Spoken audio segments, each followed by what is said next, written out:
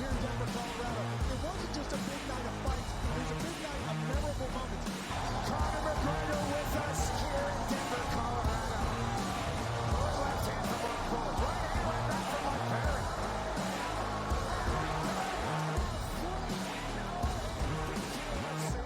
Can I get a face-off with Conor McGregor, man? It's an incredible setup here, incredible matchmaking, incredible storytelling. Oh, you had to come here. All these fighters that step in here are warriors, and all have my respect. And I'm into this game, yeah. We'll be into this, yeah. We arrived here in the Maverick Center here in Salt Lake City, Utah. Folks, what a night. It is going to be historic indeed for BKFC 56. Whoever's the king of violence right here, this is going to be a great fight. Perry on the tag.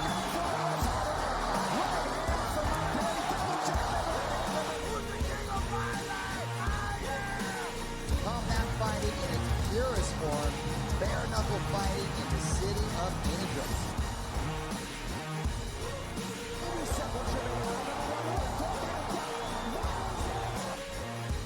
We've got the biggest announcement in the BKFC history we're about to make, so let's make that announcement. What's up, Knucklemania? The notorious Conor McGregor here. Ladies and gentlemen, the huge announcement that I have for you today. Conor McGregor, myself, and McGregor Sports and Entertainment is now an owner of Bare Knuckle Fighting Championship. Welcome to the big leagues. David Feldman, baby, we did it. He's now an owner of BKFC with us, and we're going to take this motherfucking thing all the way to the top now.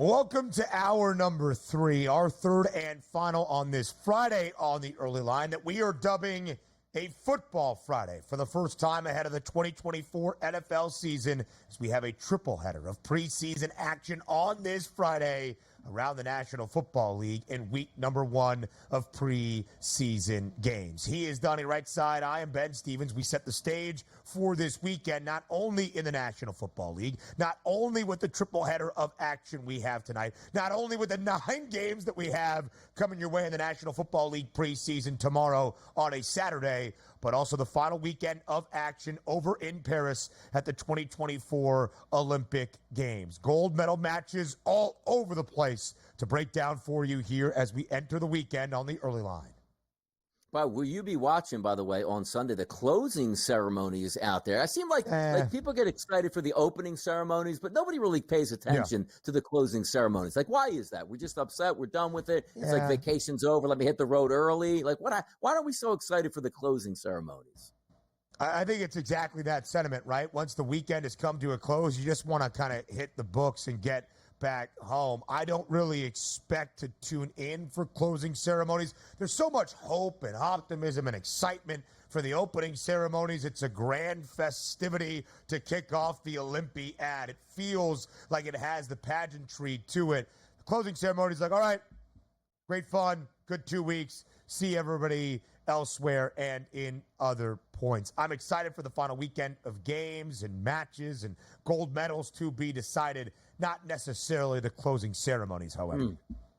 But see, I think we could spice it up. Like, again, you make me commissioner of the Olympics here. Like, I'm putting, like, let's just say the finals, like, if you won the 100, like, we run, like, another 100-meter dash. Like, hey, look, you wear the gold medal, you wear the silver, you wear the bronze. Let's just run it out here to give the people one last chance. Sidney McLaughlin goes around the track one more time at the closing ceremonies, like, holding up the torch at that point. So, I mean, there's ways that you can make this fun as opposed to why are we wasting time with this? And quite frankly, by the way, does any of the athletes skip it and just go home already? Like, I'm not even staying for this at this point now.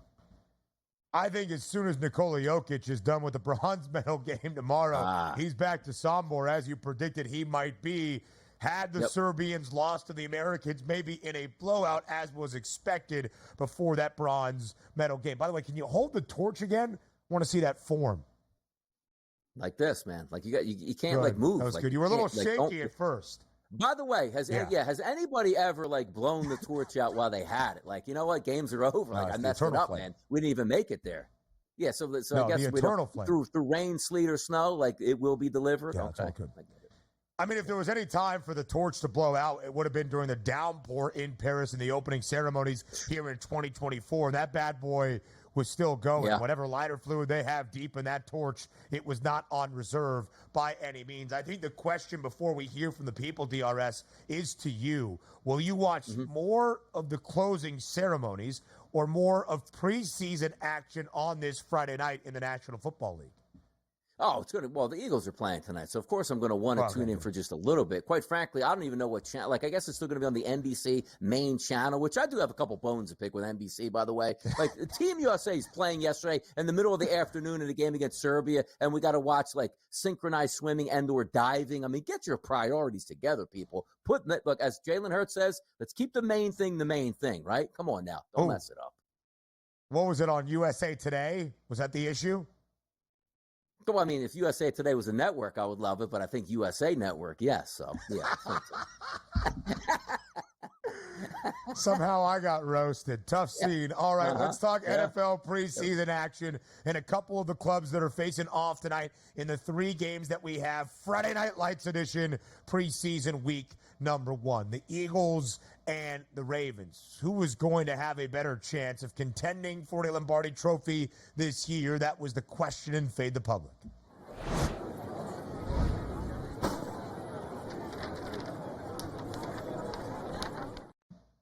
So 2 of the 5 best prices to win a Super Bowl this season face off tonight in the Charm City in Baltimore. It's the Ravens and the Eagles. Who has a better chance of winning a Super Bowl? Which team is a better bet to win Super Bowl 59? The Ravens at a 10-1 number, the Eagles at a 13-1 number. Donnie, when this poll first opened up and the early votes were coming in, it was a little bit tighter of a contest. Now Baltimore starting to pull away. Nearly 61% of the public saying the Ravens are a better bet to win Super Bowl 59. The one thing I know about the Ravens, and last year, by the way, the Ravens were my pick to win the Super Bowl. And quite frankly, we should be talking right now is, are the Ravens going to win back-to-back Super Bowls? The way they played in the playoffs, I don't want to say it was Lamar Jackson's fault because he certainly didn't show up when he needed to. But the absolute game plan that the Ravens came in, which got them beat, was so dumbfounding right now. It sort of takes a little bit luster off of the Ravens because theoretically, I thought they were the best team. And you watched them on Christmas night last year blow out the San Francisco 49ers, take the number 1 seed away, which means this is going to go through us at home and have them come up so lame in the playoffs. It hurts. But again, you're looking at the price points there on the poll. Plus 1,000 for the Ravens, plus 1,300 for the Philadelphia Eagles. Now, granted, 60% of the votes coming in right now on the Ravens. I can see that. 40% here roughly coming in for the Philadelphia Eagles. Here's why I voted for the Eagles, not because they're my team here. I just look at the road to getting to the Super Bowl being harder on the Ravens than is the Philadelphia Eagles. And you might say, well, Donnie, San Francisco 49ers are in the NFC. Yes, Kansas City is in the AFC. You get the point there. But just getting through your own division to win that and get maybe a top overall seed is going to be a little bit easier for me for the Philadelphia Eagles than it is for the Baltimore Ravens. Again, I would love it. The Ravens probably are my favorite regular season team with Lamar Jackson healthy. On a week-to-week basis, that offense is phenomenal because he is phenomenal. Something just happens to Lamar Jackson when the stakes are raised in the playoffs. He doesn't perform like his MVP self that we've seen in the regular season. So for me, I'll take the higher price point at the Eagles at a 13-1. But again, I have high hopes for the Ravens this year, but also recency bias does creep in. When you do get to the playoffs, we don't see the Ravens' best football. Just 2 years ago, we saw the Eagles toe-to-toe with the Kansas City Chiefs in the Super Bowl, and maybe they can regain some of that form. But just to make a long story short at this point, I think the Eagles' chances to get there are improved because I think they have a better chance to win their division than the Ravens have to win their own division. That's all. Yeah, let's start with the storyline and the narrative. It is not really just a narrative made out of thin air. Lamar Jackson has a lot to prove in terms of postseason success. Now just 2-4, has not played in a Super Bowl. You could ask, were the Eagles a blip in 2022, or will we see them get back to that pantheon? I would say based on the coordinator hires, Kellen Moore as the OC, Vic Fangio as the DC, that Philadelphia is on track to get back to a Super Bowl this year. And at least this group has been there, led by the quarterback, Jalen Hurts. Now let's go to the odds path and paint the picture. Philadelphia's win total 10.5. The over has the juice at -148. Baltimore also 10.5 for a win total. The over has the juice at -122. Philly slightly better than Baltimore in that perspective. But the Eagles a minus money favorite to win a division. Baltimore the favorites in the AFC North. But it's the most difficult division in all of football. Both teams same price to win their individual and respective conferences. Plus 550 for the Eagles, plus 550 for the Ravens. Both second best numbers. Baltimore shorter at a 10-1 price. Third best to win Super Bowl 59. Philadelphia fifth best price at 13-1 to win the Super Bowl. But, Donnie, when you say that the division is more difficult for Baltimore, it's not just saying the AFC North is better. If the Ravens fail to win their division, they will not host a playoff game. They are not going to get an opening round bye. The Eagles have that opportunity if they win the NFC East as the odds expect. And home field advantage come the postseason is paramount. In my mind, I agree with you. I voted for the Eagles. I think the Eagles are going to win the NFC. I think there's a better chance Philadelphia plays for a Super Bowl. And by the way, first week's going to go a long way. Eagles in Green Bay, that might be a tiebreaker. Ravens opening up against the Kansas City Chiefs, that might be a tiebreaker. We'll get a good head start after week number 1 here, Ben. Absolutely so. We'll get you set for Olympic action up next.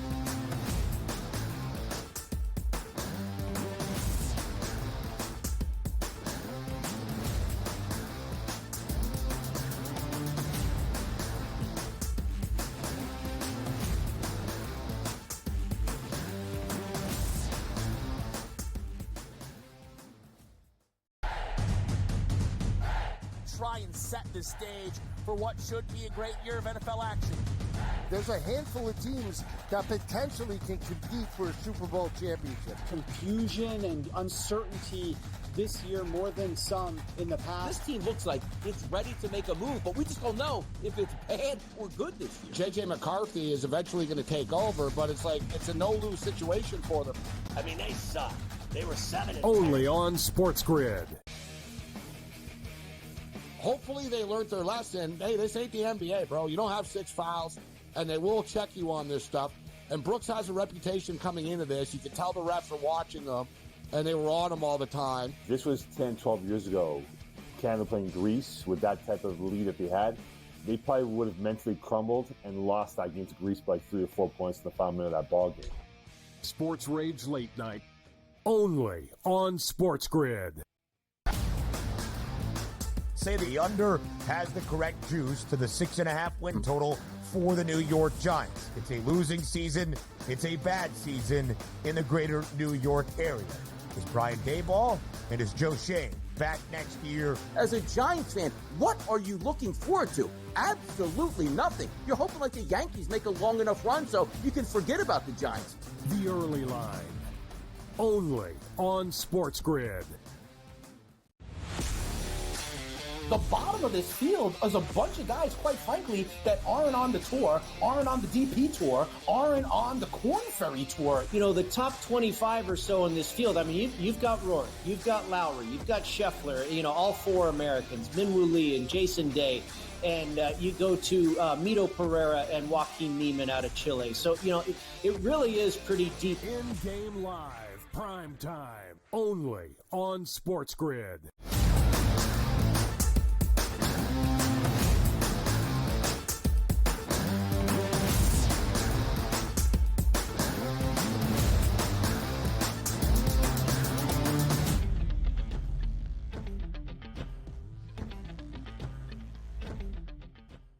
A sad conclusion at the end of 2 weeks. This will be the final time on the Early Line. We will be previewing Olympic action. It's the final weekend of the Summer Games in 2024 over in Paris. Of course, tons of recaps coming your way on Monday morning here on the Early Line. But our final time to preview.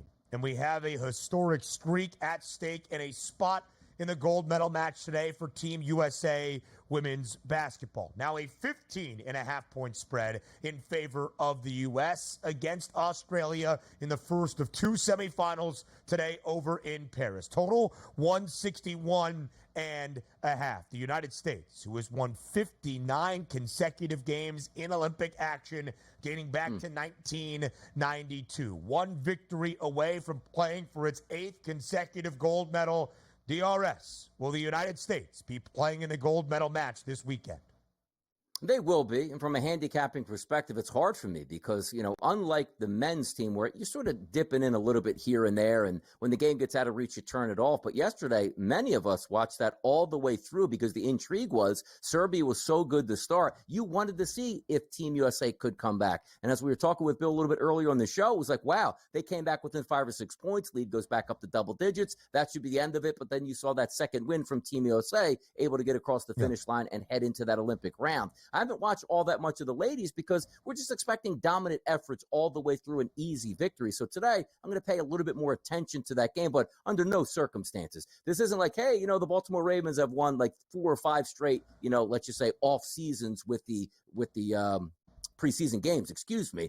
This team hasn't lost since 1992. You want to talk about anybody sending me a text mid-afternoon, hey, Donnie, you better turn this basketball game on. Team USA is down 6 points with 4 minutes to go. That would be shocking. The expectations all the way through for the men's side and the women's side, we're going to get to the medal games and certainly win a gold medal. The expectations haven't changed for me, and I do expect a nice, easy victory by double digits for Team USA. I just don't know if we can get to that 16.5 cover point.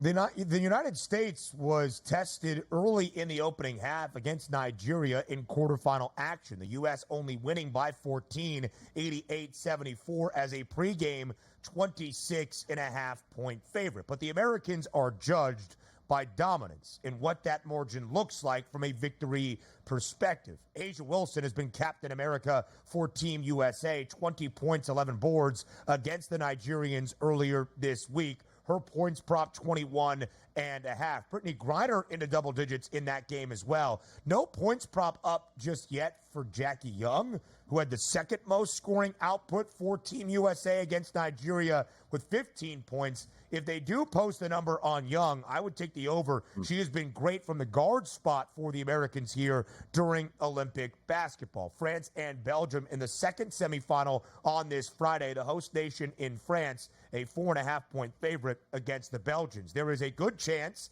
as the odds makers see it, that it will be Team USA versus Team France in both of the gold medal games in basketball at the Olympic Games, which would mean incredible atmospheres in each. Let's talk about some other notable Friday Olympic action already underway. The event that Donnie Rightside was most looking forward to, breaking at the underway? Olympic Games. It's already started. The women's breaking has already started. Don't call it break dancing. It shows you know nothing about Olympic competition. It's breaking. B-boys, B-girls out there competing for medals on this Friday over in France. There are no odds associated, unfortunately, so no picks Donnie Rightside can give out. Yeah, Onyx back in the day said it best. B-boys make some noise and just slam. So they're out there balling up. But you know what? I'm going to have to take off a little bit here and turn my television on and not pay attention to you, Ben, because I need to see this. And by the way, it's breakdancing. It's not breaking. And also, how did this one slip by me in the Olympics, by the way? Yeah, synchronized swimming. That's what we know it as. Don't give me artistic swimming, because I watch that and be like, I can't wait to see the synchronized swimmers, only to get it explained to me. No. This is the actual competition itself. Stop trying to slip stuff by me here. It's break dancing. It's not breaking. Because if it was breaking, Ben, you would get up there with a plate, smash it, and be like, there, I'm breaking stuff. No, break dancing. So let's get the opinions out here correct. Why can't you just adapt and evolve with the times? Change your lexicon, like change your worldview. It's never. You know, when it gets breakdancing hasn't even been in the Olympics. In 2028, when it's back on its homeland, as we like to say, it will go back to breakdancing. Breaking, maybe the French just don't understand what we're actually doing in this competition. When it gets back to the homeland here in L.A., breakdancing will be official. But by the way, real quick, I saw the stage it's on. Like, they got the big beatbox in the background. Now, the question again is, I got to turn up the volume. Like, it's Biggie Smalls, Tupac. Like, who are we listening to? And there has to be music, right? Like, it can't just be like, you go and like, hey, you know what? Yeah. You can't post this on YouTube, Ben, where it's like, this is a, what's the word I'm looking for? You get a restrictive notice, like, hey, you're playing actual, music from a notable source. Like, we can't have that where it's just like random music. Like, you got to have good music out there, no? Right, and they certainly do. I believe the format is the committee, the judging group, whatever it is, they play a random song that the dancer does not know about before the song is played, and then must What are we, adapt. freestyling? Oh, my goodness. It's like a rapper getting on there, like, just drop the beat down and just, you got to go hard. You can't sing one of your songs here. I don't like that, though. I need, like, we're not choreographed. We're just doing what we feel like to the beat. Interesting. Freestyle. Ooh, that's interesting. Yeah. That's interesting. So, at the Summer Games scheduled for LA in 2028, they're going to have to play various other events in various venues. They're playing softball, for instance, at the site of softball glory in the States, Oklahoma City. They should do breaking in the Bronx, where it originated, don't you think? Or maybe a street in Queens where, one of our, compadres here, I heard, was a big-time break dancer back in the day in Queens, man. Come on now. Give a shout out to the people. What if he gave up his job? What if he gave up his job at the SportsGrid Network to dedicate himself over the next 4 years to breaking? Let me tell you something. Look, like, I don't know if people are moving, but when you move out here in these streets, you get cardboard boxes. Lay some of those cardboard down in the street, man, and bust a groove out there, man. You know what I mean? It can happen. It can happen. It could. It certainly could happen. There is so much more to get to here in our Paris primer for this Friday and the final weekend of Olympic action over in France. Men's soccer gold medal match, the host nation in France, led by Thierry Henry, the favorite against Spain at -134. So much more from the Olympic Games coming your way next.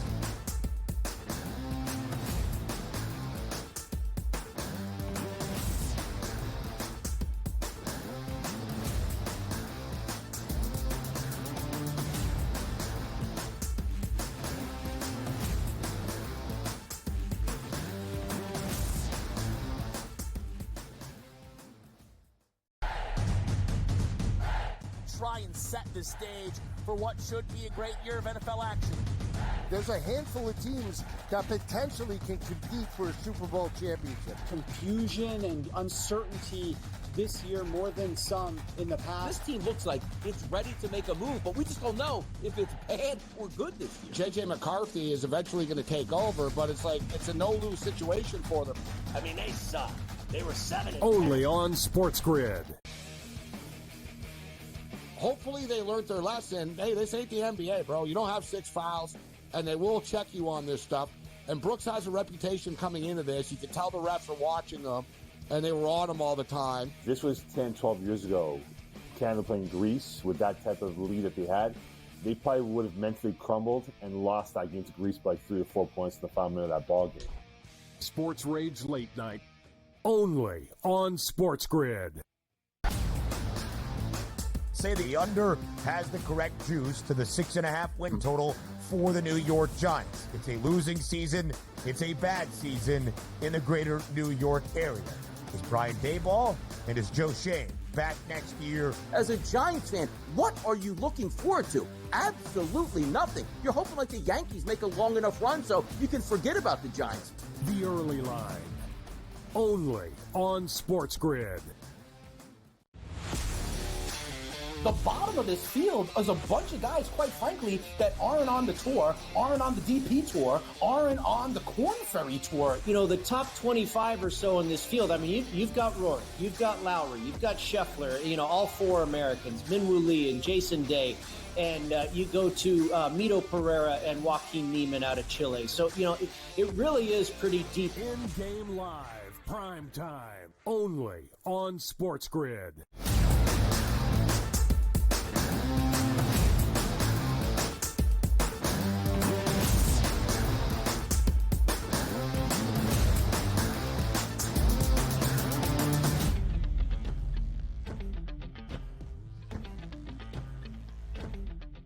The final weekend of Olympic action over in Paris. Let's get you set. On Saturday, 3:30 p.m. Eastern Time, it's the United States and the host nation, France, battling for a gold medal in men's basketball. The Americans, a 16-point favorite in the hunt for their 5th consecutive gold medal. DRS miracle right? 1980 Winter Olympics, the big upset for the United States against the Soviets. A lot of people probably think that was the gold medal match. It was not. The Americans had to come out and beat Finland, I am pretty sure, in the final. So with all of the dramatic comeback and all the theatrics we saw yesterday over Serbia, the Americans still have one more test to win gold against France.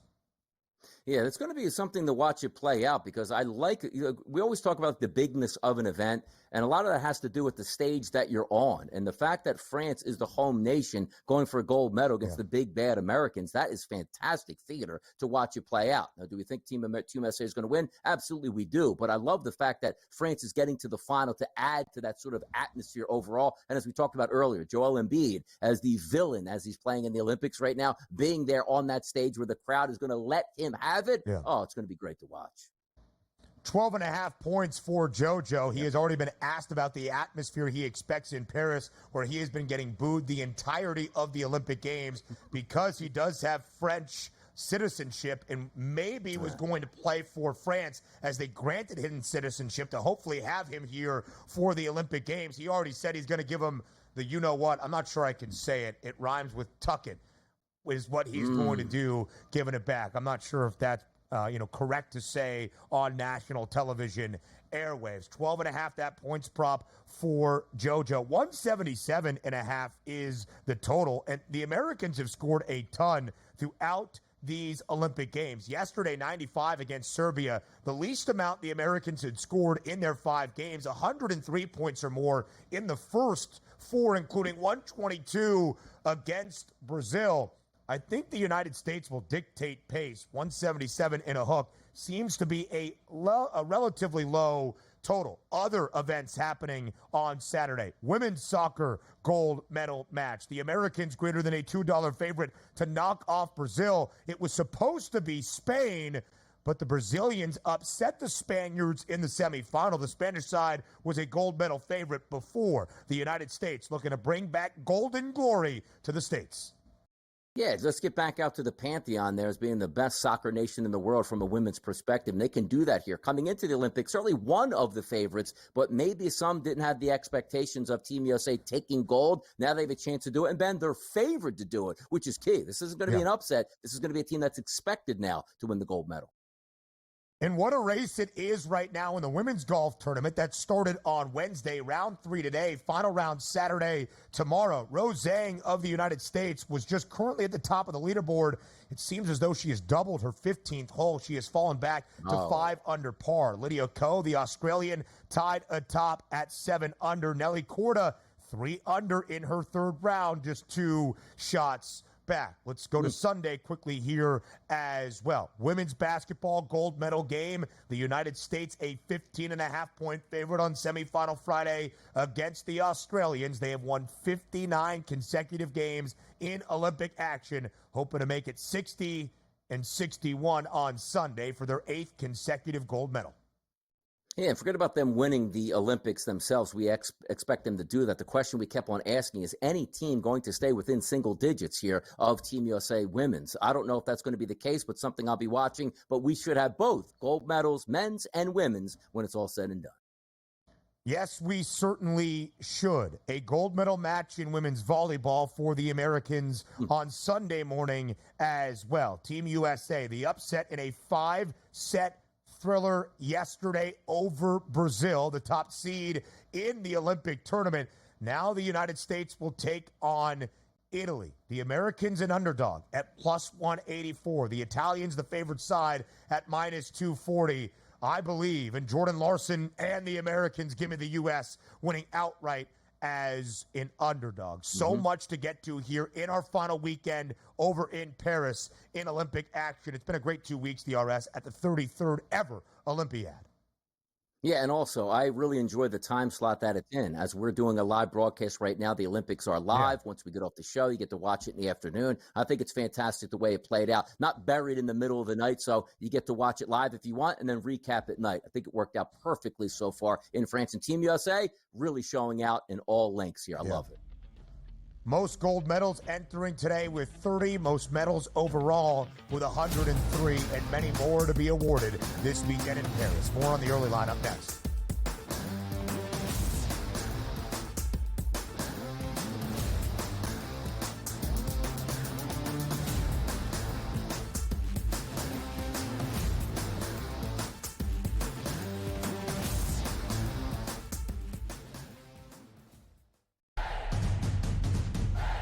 try and set the stage for what should be a great year of NFL action. There's a handful of teams that potentially can compete for a Super Bowl championship. Confusion and uncertainty this year more than some in the past. This team looks like it's ready to make a move, but we just don't know if it's bad or good this year. J.J. McCarthy is eventually going to take over, but it's like it's a no-lose situation for them. I mean, they suck. They were 7-10. Only on SportsGrid. Hopefully they learned their lesson. Hey, this ain't the NBA, bro. You don't have 6 fouls, and they will check you on this stuff. And Brooks has a reputation coming into this. You can tell the refs are watching them, and they were on him all the time. This was 10, 12 years ago. Canada playing Greece with that type of lead that they had. They probably would have mentally crumbled and lost that game to Greece by 3 or 4 points in the final minute of that ball game. Sports Rage Late Night. Only on SportsGrid. Say the under has the correct juice to the 6.5 win total for the New York Giants. It's a losing season. It's a bad season in the greater New York area. Is Brian Daboll and is Joe Shane back next year? As a Giants fan, what are you looking forward to? Absolutely nothing. You're hoping like the Yankees make a long enough run so you can forget about the Giants. The Early Line. Only on SportsGrid. The bottom of this field is a bunch of guys, quite frankly, that aren't on the tour, aren't on the DP tour, aren't on the Corn Ferry tour. You know, the top 25 or so in this field, I mean, you've got Rory, you've got Lowry, you've got Scheffler, you know, all 4 Americans, Minwoo Lee and Jason Day. And you go to Mito Pereira and Joaquin Neiman out of Chile. So, you know, it really is pretty deep. In-game live, prime time, only on SportsGrid.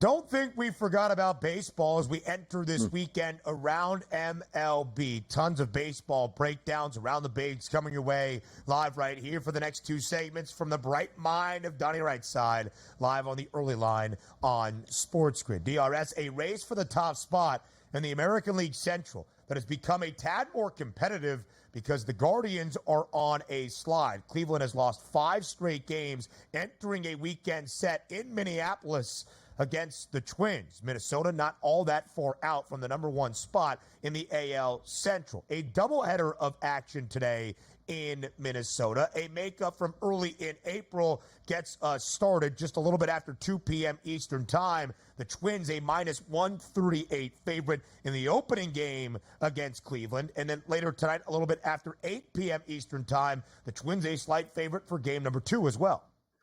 Yeah, the pressure's really going to build here today for the Guardians because they're coming into this game, again, playing a divisional opponent, but also understanding they're on a 5-game losing streak and with a doubleheader. Doubleheaders aren't great for getting win streaks underway. You're just hoping that you're going to win one of these 2 games, which means you're probably going to be losing, worst case scenario, what, Ben? 6 out of 7 games when it's all said and done. But also, game number 1, Tristan McKenzie is going to take the mound. He's been bad this year. No statistics over the past 30 days, but take a look at his season. 339 batters faced, a 240 ISO power number against with a weighted on base percentage of 362. Now, if you're going to take a look at the opposing side pitcher, it's Bailey Ober. You might say, like, I don't really know that guy all that well. Well, Ben, I'm going to tell you right now, 26 eligible pitchers on my card today over the past 60 days with a minimum of 20 innings pitched. You know where Ober sits? Number 2 with a 78 xFIP minus and an ERA of 2.40 and a Sierra number very manageable at 3.08. The better team in this game, game number 1, is going to be Minnesota. Now, as I say that, you can't say, even in a doubleheader, you don't want to stress your bullpen out, right? You don't want to play, superstars 2 games back-to-back if you don't need to. But you're telling me right now against a division opponent losing 5 straight games, and I'm saying they're going to lose game number 1, Cleveland, you got to go max effort in game number 2, regardless of what happens here, because you can't afford to lose 7 in a row, including 2 more games to the Minnesota Twins. So that's something to watch for game number 2. But game number 1, I do like the Twins here. The Guardians just a 3.5-game lead for that top spot in the American League Central from the odds perspective, down to just a minus 155 favored number. Cleveland often throughout a good majority of this MLB campaign has held a 5.5, 6-game advantage in the American League Central. It is starting to dwindle. The Guardians on a 5-game skid. A reunion today in the Trop. Zach Eflin, traded for by Baltimore from the Rays at the trade deadline, will make his third start with the O's, but against his former team in Tampa. The O's need to keep winning games. There's a battle for the top spot in the American League East. Baltimore, a slight road favorite today at minus 134, total of 7.5. Now, Eflin has given up 5 earned runs in total in the 2 starts he has made for Baltimore, but he and the O's have won both of those first 2 starts in a Baltimore jersey. Here's what you like too, right? Oh, Zach Eflin on the road. Typically you pitch better at home. Well, technically, is this not a home game per se for Zach Eflin going back to play in Tampa Bay? So that's something to use. If you're out there saying, I love those home road splits, don't use him in this one, because technically this was his home ballpark and understands how to pitch there. And also, yesterday, 8 innings, this team, the Baltimore Orioles, was held down before breaking out in the 9th inning. I look for more damage today. Littell's not a great pitcher, and if you take a look at his last 60 days, a 108 xFIP minus, which is slightly above average, but an ERA approaching closer to 5. This is a team the Baltimore Orioles has done very well against right-handed pitching. So for me, I think Baltimore wins this game, and I do think you have some legitimate RBI props here. You know I love myself a little bit of Anthony Santander. I mean, 394 ISO power number through his last 81 at-bats against right-handed pitching. The better team is Baltimore. They lost yesterday. They're going to win today. Tanner Houck, the all-star for Boston, has not looked great here as of late. 6 earned runs given up as the Red Sox start a weekend set against the Houston Astros. 6 earned given up for Houck in his last start for Boston. But the Red Sox playing good baseball despite not being able to complete the sweep over KC this week at Kauffman. They won that series. The Red Sox have won 6 of their last 8. The Astros took the final 2 games of their midweek set against their in-state and divisional foes, the Texas Rangers. Boston, a home favorite today against Ronald Blanco and the Astros. Yeah, there's some rain in the forecast. You see that total, 9.5, so you need double digits in order to cash in that ticket. If we do dance around the raindrops in Boston, 78-degree temperatures, which is nice, 16-mile-an-hour winds blowing out to left field. That's why that number is so high. But Ronald Blanco actually has decent statistics, Ben, over the last 60 days if we include left-hander and right-handed batters and include them together. However, his last 47 left-handed batters that he's faced over the past month, a 341 ISO and a weighted on base percentage of 380. Why is that important? 7 of the 9 batters anticipated tonight for the Boston Red Sox will be lefties. And I'm talking about the first 4 guys. Duran, 463 weighted on base percentage. Abreu, 493. Yoshida, 413. Devers, 481. You want to continue down? Dominic Smith, 411. You take a look at Sogard, a switch hitter, 367. And then you take a look at Rafael, who's actually a right-handed batter, 349 to bring up the rear in the 9 hole. So I'm looking at this performance. Bounce back probably on hand for your starting pitcher, but also Blanco is decent, just not against lefties. I think that's a recipe for success. They are favored for a reason tonight, Boston, and I think they win this game over the Astros. The Red Sox leave KC after a series victory over the Royals, still trailing Kansas City by a 1.5 for the 3rd and final American League wild card spot. A team in wild card contention trying to hold on to that 3rd and final spot, the New York Mets. They take the midweek set in Colorado against the Rockies, 9-1 the victory at Coors Field. Meanwhile, at home, the Mariners avoid a sweep against the Tigers. Down in the bottom of the 9th, the bases jacked for Mitch Haniger, a walk-off bases clearing 3 RBI double. Seattle gets the victory to avoid a sweep against Detroit yesterday, 4-3. The M's a slight home favorite today against the Amazons. What do you like in the opener of this weekend series? Typically, when you see a game that's going to play in Seattle, your initial thought is going to be to the under. I'm actually the opposite on this. Take a look at that 8. Jose Quintana is going to be on the mound for the Mets. You take a look at him, his last 75 batters he's faced from the right-hand side. They've really gotten the best of him. 317 ISO power number, weighted on base percentage at 385, and taking a look at a walk percentage of close to 14%. That means runners are going to be on base. So the theory would be, let's get as many right-handed batters as we possibly can to line up against Quintana. looking at the preliminary lineup, all 9 batters for the Seattle Mariners will be right-handed batters tonight, so that should be an advantage. If we're taking a look from a Mets perspective, we like their offense. Bryce Miller, though, take a look at his last 92 batters he's faced, Ben. An 0.90 ISO and a weighted on-base percentage of 260 here. So just by going on matchups alone, a slight price to the favorite for Seattle, even though the Mets are hot, I think the Mariners could be the better play tonight on that side of it. A very intriguing game in terms of that postseason perspective. Again, the Mets, a half-game lead now over Atlanta for the third and final National League wildcard spot. Seattle, the win yesterday to avoid the sweep against Detroit. Houston had the day off. The Mariners and the Astros will enter this weekend tied atop the American League West. Game number 2 of a 4-game set this weekend out in the desert between Arizona and Philadelphia. Not only the NLCS rematch from a year ago, but important based on postseason positioning for both the Phillies and the Diamondbacks. The Phils have won 3 straight, final 2 in LA, and last night in the opener against the D-backs as an underdog. They're now a road favorite, nearing $1.50 with Zach Wheeler at a minus 142 price on the mound. By the way, Zach Wheeler is the better pitcher on the mound today. But by the way, Ryan Nelson, one of those guys you like to fade at the beginning of the year, he's really turned it around. Last 60 days, a 94 xFIP minus, an ERA of 3.50, and a very manageable SIERA number of 3.78. If we're taking a look at him on the diamond itself and not just those analytical numbers, the last 122 batters he's faced, take a look at this from the righty, a 127 ISO and a 282 weighted on base percentage. I told you last night we liked the over out there, and they did get that. Today, maybe looking more towards a Phillies victory because I do think they do have the better pitcher on the mound, but I do think the ball stays in the yard. Maybe an under to look out for, even though both of these lineups are very good. 9.5 the total yesterday, 10 total runs. The Phils taking the opener 6-4. Zach Wheeler plus 240. Second best price to win the National League Cy Young Award. These are the types of starts on a Friday night against a playoff contender that can move the market. More MLB breakdowns next.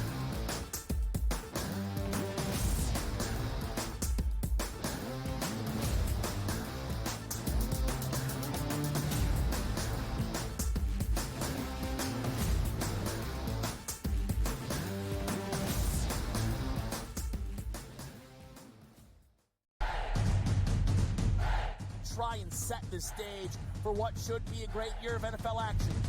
There's a handful of teams that potentially can compete for a Super Bowl championship. Confusion and uncertainty this year more than some in the past. This team looks like it's ready to make a move, but we just don't know if it's bad or good this year. J.J. McCarthy is eventually going to take over, but it's like it's a no-lose situation for them.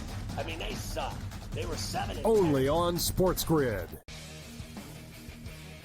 Hopefully they learned their lesson. Hey, this ain't the NBA, bro. You don't have 6 fouls, and they will check you on this stuff.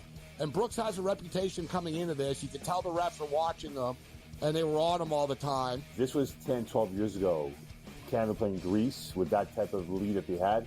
They probably would have mentally crumbled and lost that game to Greece by 3 or 4 points in the final minute of that ball game. Sports Rage Late Night. Only on SportsGrid.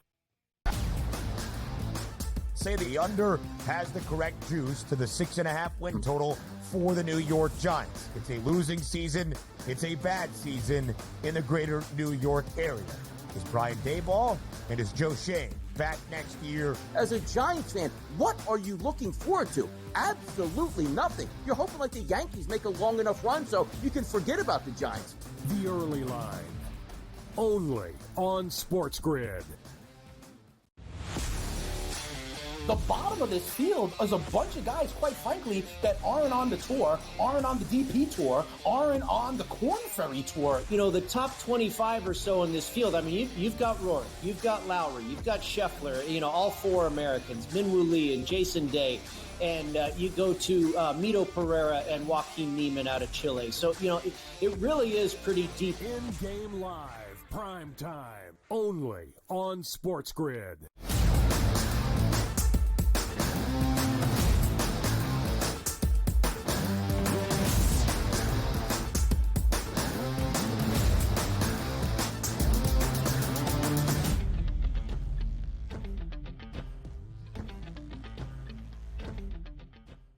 The Braves down bad as of this moment. Atlanta has lost 5 consecutive games, and for the first time maybe all season has fallen out of postseason spots as of this moment. A half game behind the Mets for the third and final National League wildcard spot. Atlanta has to pull it together.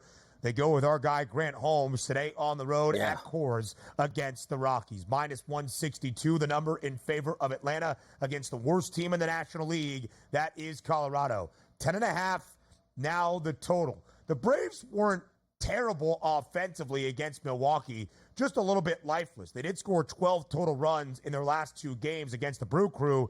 It's just that Milwaukee scored 24 combined runs in each of those 2 victories for Milwaukee. Can Atlanta pick it up at altitude today against the Rocks?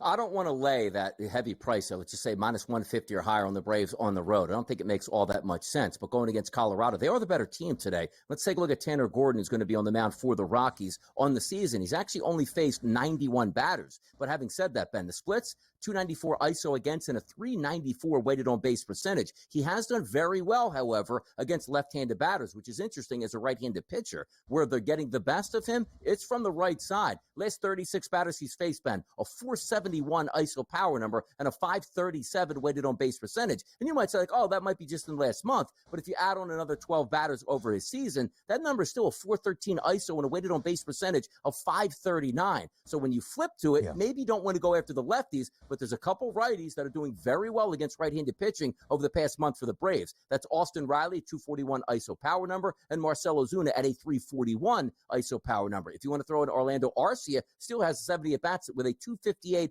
ISO and a 415 weighted on base percentage. I do think the Braves get it together, and you're right about that. It's not as if, like, we worry about the Atlanta offense. Hey, shutout in game number 1. They actually were scoring a decent amount of runs, but the pitching really let them down. So if the pitching lets them down in Colorado, maybe you don't want to lay that price. But having said that, there's still some RBI opportunities, even if they are juiced, since being in Colorado. Riley, Ozuna, and Arcia make a lot of sense today if you're looking for an RBI option. Again, the Braves now a half game behind the New York Mets for the third and final National League wildcard spot. A team at the All-Star break we expected to contend maybe in the NL wildcard race if they could hold on.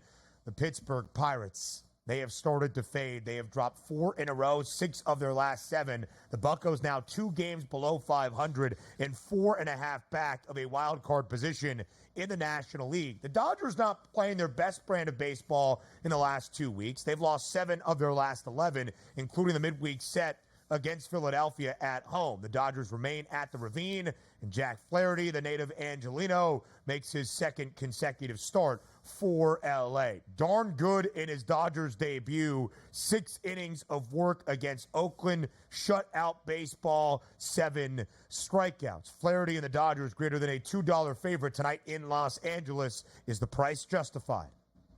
The price is justified because the better pitcher on the mound certainly is going to be from a Dodgers perspective. Flaherty will get to that in just a second. The Dodgers are home, and also just some heartbreaking losses as of late for Pittsburgh, and they're starting to reel a little bit. And it's not a great situation to say, well, let's fly from Pittsburgh and go out to Los Angeles, then stay on the West Coast and play some pretty quality opponents. And certainly you're trying to hang around that wild card streak. You're 4.5 games back. This could slip to 5, 6, and 7.5 games back with 3 or 4 teams above you trying to climb into that wild card spot. So this is a danger zone for Pittsburgh. But if we are looking at the game itself, Jack Flaherty, last 91 batters he's faced, Ben, stellar. 071 ISO against, a 199 weighted on base percentage. If you just look at his season in totality, 440 batters he's faced, a 151 ISO and a weighted on base percentage of 271. This was the key acquisition for the Dodgers that's supposed to propel them and help them in the playoffs once they get there. So for my money in this game today, I look at that total because it's not a terrible pitcher that you have in Mitch Keller. He's a veteran guy. It's not the guy that's going to have a spot start. He does have a decent ERA over the past 60 days, slightly elevated xFIP minus number. I do like the Dodgers, but I just don't know if I want to pay a 2-to-1 price in this environment. But I would be surprised if Pittsburgh comes away with the victory in this game.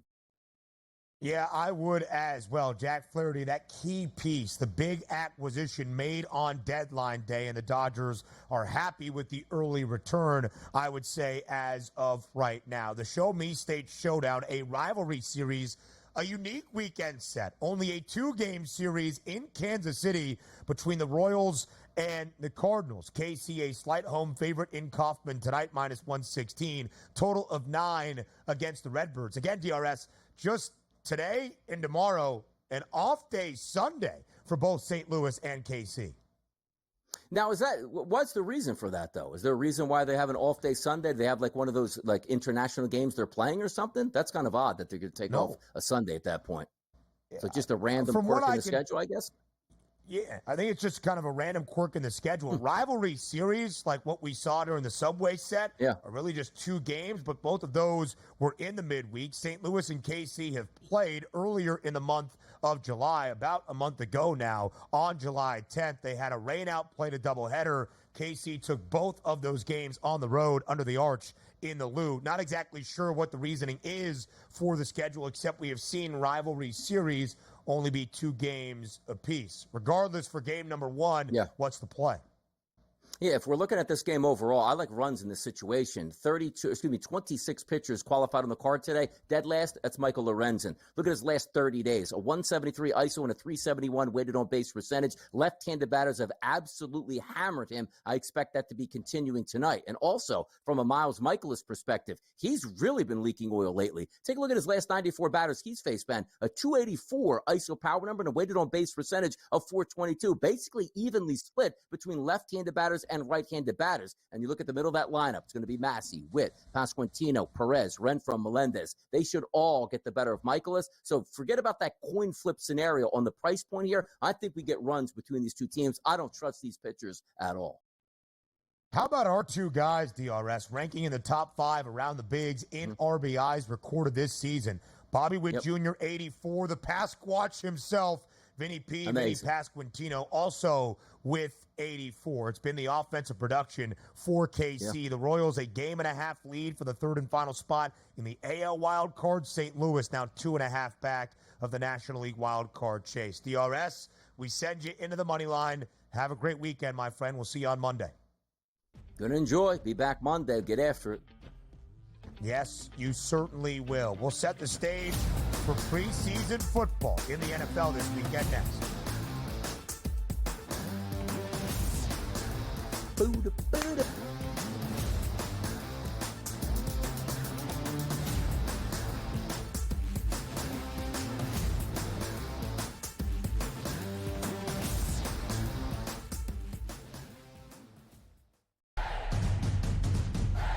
Try and set the stage for what should be a great year of NFL action. There's a handful of teams that potentially can compete for a Super Bowl championship. Confusion and uncertainty this year more than some in the past. This team looks like it's ready to make a move, but we just don't know if it's bad or good this year. J.J. McCarthy is eventually going to take over, but it's like it's a no-lose situation for them. I mean, they suck. They were 7-10. Only on SportsGrid. Hopefully they learned their lesson. Hey, this ain't the NBA, bro. You don't have 6 fouls, and they will check you on this stuff. And Brooks has a reputation coming into this. You can tell the refs are watching them, and they were on him all the time. This was 10, 12 years ago. Canada playing Greece with that type of lead that they had. They probably would have mentally crumbled and lost that game to Greece by 3 or 4 points in the final minute of that ball game. Sports Rage Late Night. Only on SportsGrid. Say the under has the correct juice to the 6.5 win total for the New York Giants. It's a losing season. It's a bad season in the greater New York area. Is Brian Daboll and is Joe Shane back next year? As a Giants fan, what are you looking forward to? Absolutely nothing. You're hoping like the Yankees make a long enough run so you can forget about the Giants. The Early Line. Only on SportsGrid. The bottom of this field is a bunch of guys, quite frankly, that aren't on the tour, aren't on the DP tour, aren't on the Corn Ferry tour. You know, the top 25 or so in this field, I mean, you've got Rory, you've got Lowry, you've got Scheffler, you know, all 4 Americans, Minwoo Lee and Jason Day.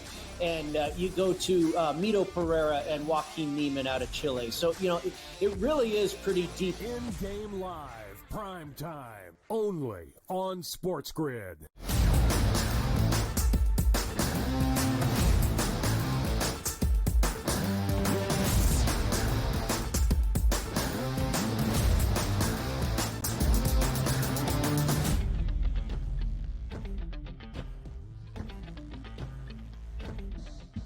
It is a weekend full of NFL preseason action. 2 games last night on a Thursday to kick off week number 1 around the National Football League of preseason games. 3 games on this Friday. We have broken down for you 9 games tomorrow, starting just a little bit after noon Eastern time, the Commanders and the Jets, and it goes all day long into the wee hours of Saturday night as well. 2 more games on Sunday to round out the action. So let's take a look at some of the lines and some of the news and notes that you need to know around the National Football League. Let's start with the debut of number 1.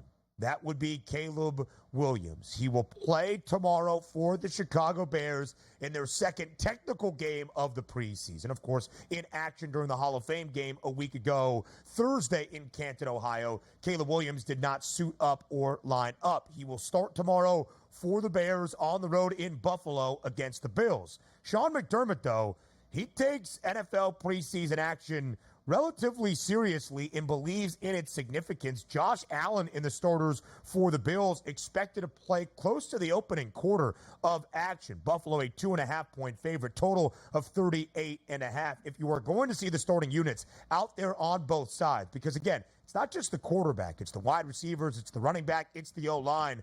I like some points on a nice Saturday in Western New York.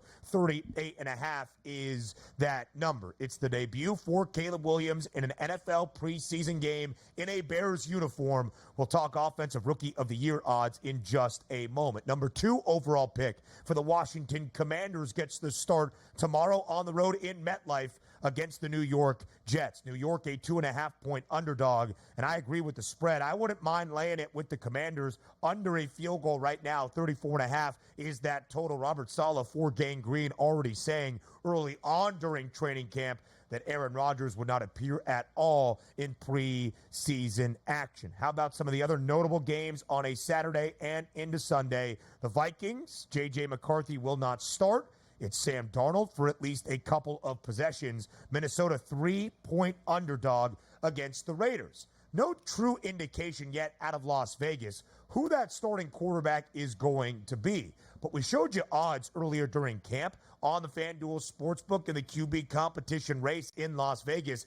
Aiden O'Connell, actually the slight odds-on favorite, and has the edge right now over Gardner Minshew. One of my favorite betting and handicapping spots for preseason games. Is there a quarterback competition for that number 1 job or even a reserve role? If there is, I like to look to that side as an audition. I think the Raiders are correctly favored on the road as a field goal favorite. But a couple of QB competitions that will be featured in Minneapolis. Plenty of other games on a Saturday. Kyler Murray is not going to play for the Cardinals in this preseason despite being fully healthy. Jim Harbaugh makes his debut as the Bolts head coach for the Chargers at home in Los Angeles on Saturday. And then let's go to a couple of games on Sunday that you will see. The Broncos and the Colts. How much can we see out of Zach Wilson? How much will we see out of Bo Nix, who was listed as the number 3, the 3rd string quarterback in that Broncos quarterback room with the initial depth chart that was released earlier this week? I would expect to see a lot of Knicks in the second half. Maybe look for a live line or just the Broncos laying it on the money line at minus 120. So now let's go to the NFL Offensive Rookie of the Year odds, where Caleb Williams is the favorite for Chicago, plus 140. Marvin Harrison Jr. of Arizona, Jaden Daniels from Washington, tied for the second best price at 7-1, before you get the drop off to a couple of other rookie wide receivers, Malik Neighbors for New York, and of course Xavier Worthy for Kansas City. Here is the point on Caleb Williams. In the last 10 years, only 4 quarterbacks have won the NFL Offensive Rookie of the Year award, including C.J. Stroud last year in Houston. So it's easy to see those parallels into a quarterback performing. But one of the reasons it's difficult for a QB to win NFL Offensive Rookie of the Year, if you're a high draft pick, you often go to a bad situation where your team's expected to have a losing record. And fair or unfair, wins and losses tied to the QB spot more than any other position on the gridiron. But if you are Caleb Williams and you find yourself in a good position in the Windy City where the Bears are expected to have a winning record and contend for a playoff spot, If Caleb can do that and bring the Bears to the postseason or even a winning record, he is going to win the NFL Offensive Rookie of the Year hardware. And I think it's worth a bet at this moment at plus 140 to win that award. Have a great weekend, everybody. The early line will return on Monday at 8 a.m. Eastern on SportsGrid.